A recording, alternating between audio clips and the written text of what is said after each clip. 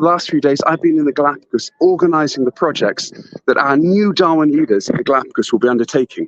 So, Joe, I think you've got a few clips now of the Galapagos to show, and I'll talk through them and explain what we're up to and why we went there. Perfect. All right, here we go.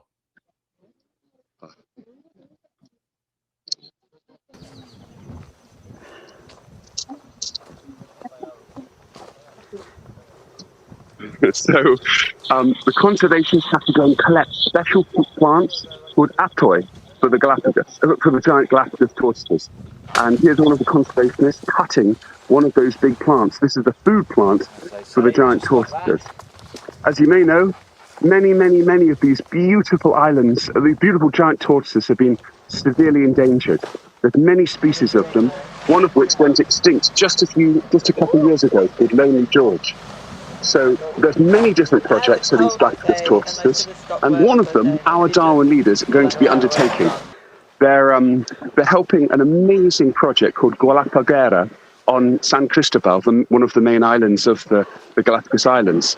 And every single day, conservationists go out, collect food, and then bring them to here. This is a reserve to help the tortoises reproduce, and basically it's a safe population.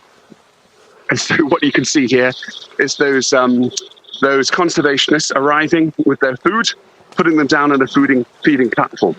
And even though the tortoises move quite slowly, when they're hungry, they really can move. And they can weigh over 100 kilos, so you don't want to get in their way. They're in sort of slow mode at the moment, but they really can go fast when they want to. I went there about a week ago, helping the conservationists, feeding the tortoises. And yeah, you can see them munching away on those leaves. This is specifically the San Cristobal species of giant tortoises. They can get really big, about the size of a wheelbarrow. And as you can see, they love these atoi plants. I love them. You can hear in my narration as well. This is their favourite food. 80 years old. And they were all captured from Punta Pit, which is in the north of the island. There's one or two that local farmers ring up the rangers and say, I've got a tortoise on the farm, can you come and collect it? Because particularly dogs on farms will try and attack the tortoises. So it's a 12-hectare site. There's about 55 adult tortoises outside. And at the top, there's sort of smaller cages with those that are sort of 2 to 8 years old. And they're all numbered? So they're all numbered, and then they do sort of a few checks during the year. How old can they live, do you think? Oh, I think there's some on the island they think of sort of 120 years plus, but there are others on other islands that I think probably 150 years plus. So to explain this here, a very important part of the project, removing non-native species. There are lots and lots of terrible plants, well, lovely plants, but don't belong there, such as lantana that have spikes that completely cover the habitat of the poor old tortoises and prevent breeding, such as this nest site here. So the conservationists, and I volunteered for a day, that was me macheting there. The conservationists, it's very hard work, but they go in there with machetes, chainsaws, and kind of whippersnapper kind of have to remove all of those non-native plants. So you might say, well, why are you cutting down plants to conserve animals? But the plants are not native. They're not from the islands, and they smother the habitats. They displace the natural foods of the tortoises. So it is actually a very, very, very important part of conserving and safeguarding those giant tortoises. Okay, so we are going to jump now to the other side of the Atlantic, and we're going to spend a little time with the National Marine Aquarium in Plymouth with the Ocean Conservation Trust.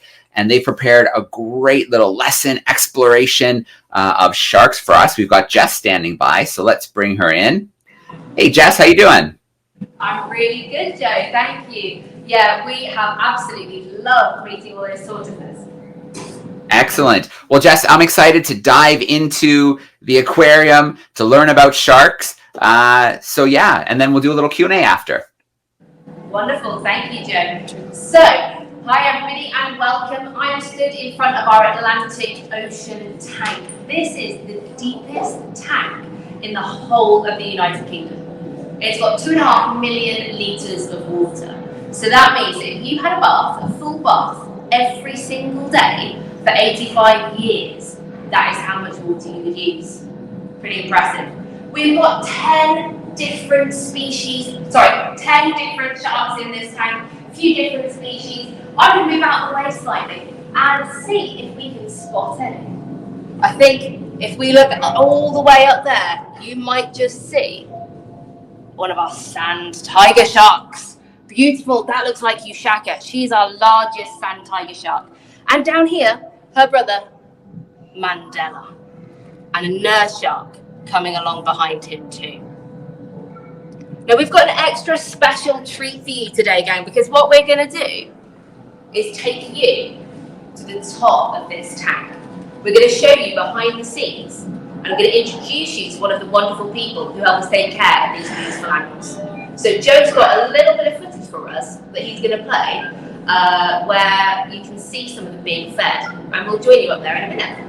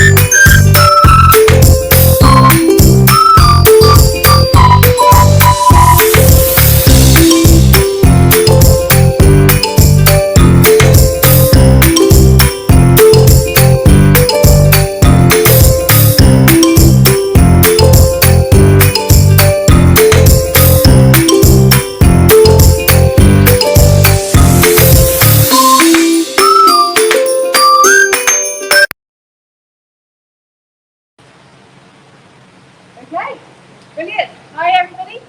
So this is Isla, one of our wonderful biologists. Hi, I work as part of a team in the Ocean Lab section, which includes this massive Ocean Lab ocean tank. I also work with quarantine and jellyfish and a whole range of other animals. Our job is basically to give them the best life we possibly can. So a lot of that involves feeding, training, treatment, water chemistry, the odd bit of plumbing. Quite a wide job we do. Sounds really exciting. So to start us off, we've just been looking at some of the sharks that you've got downstairs, and today there's a real theme with the Dom 200 project about sharks. So can you tell us, to start us off, how on earth do you go about feeding a shark? So there's lots of different methods that we use to feed the sharks. So sometimes we'll use a spear, sometimes we'll use tongs, sometimes we even sink them, and sometimes we use little enrichment devices where we sink food in a bowl and they have to manipulate the food to get it out. Okay, so how is it then? So sorry, just to jump in quickly, Jess. When Isla answers the questions, can we get a little bit closer so we can hear, just because there's a little bit of aquarium noise? Yeah, good old aquarium. I can turn some of it off if you like. Yeah, if that's a quick thing to do, then that'd be amazing. I think you can see, as a biologist, you have to be able to switch tack and do so many different things really quickly. We were wondering just to show you some of the animals you can see in this tank. So you might just be able to catch a glimpse down here of Friday the turtle. No, he's moved on, but our sharks as well, right at the top over there. Brilliant, thank you, Isla, that should be a bit better.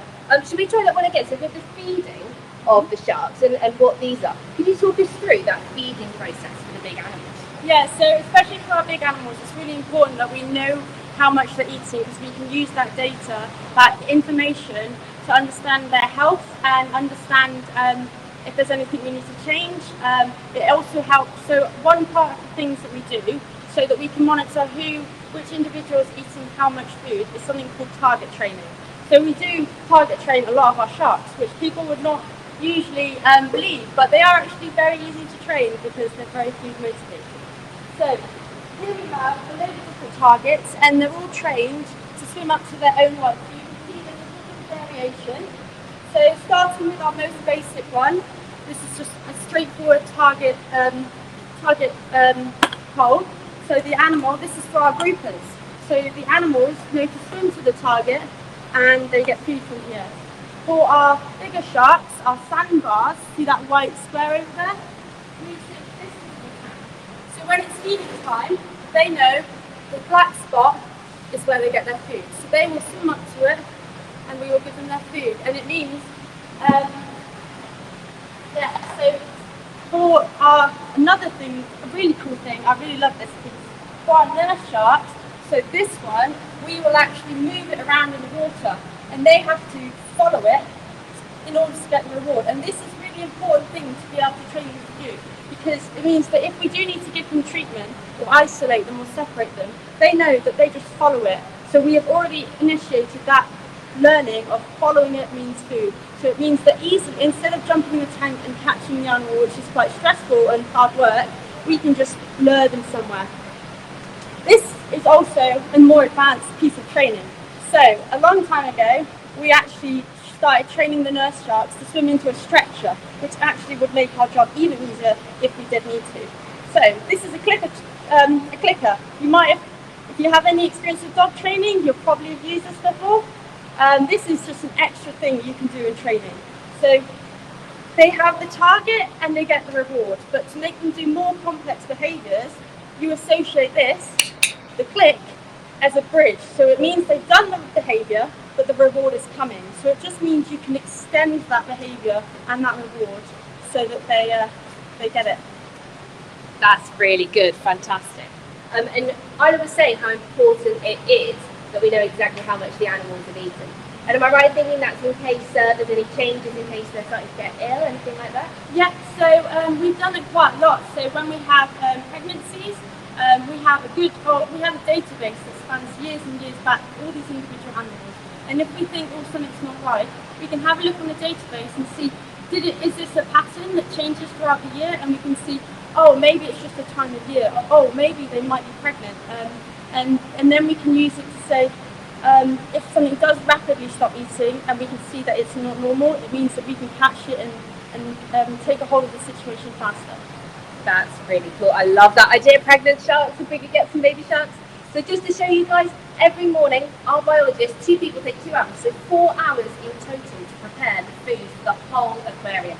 And all the food is put for the animals into these things, like sort of their own little lunchbox. So they might have a tub like this one with their names. This is Junior's, one of our nurse sharks. Some of them have got normal Tupperware boxes with all their names on top as well. And feeding sharks is really interesting, isn't it? So they have to have special vitamins, don't they? Yes. Because we feed them frozen food, and it works with humans as well. If you eat frozen vegetables, it's never quite the same as fresh vegetables. And so we do have to freeze some of our food because it's not possible to get it fresh every day, and that means you lose some of the good bits in the food, the nutrients. So in order to supplement that, we have some specially designed supplements, a bit like a vitamin for humans, that are specially designed for sharks to make sure that we keep them as healthy and happy as possible. Brilliant. And there's lots and lots of record keeping with husbandry, with biology, being marine biologists. We keep records of all the animals, all the food is weighed before it's given to them, and we keep track of how much they've eaten, just so that they've got all that data that they need. But the other things that are really, really interesting to know about how we care about our animals, the thing that I feel really excited about is when they do that, for the sand tiger sharks in particular, they have got to have incredible ability to identify the species and identify the individuals too. So over here, you can see a board, and this features our 3 sand tiger sharks, and it gives them a few tips for how to identify them, because they'll have their lunch boxes here on the side, and as the sand tiger shark approaches, They'll have a target in one hand. They'll have a litter picker tongs in the other. And they've got to be able to pick the food from the right lunchbox and drop it in the water as a shark approaches. And it needs to be the right shark. So they need to be able to make that identification so quickly. It amazes me every single time I see it.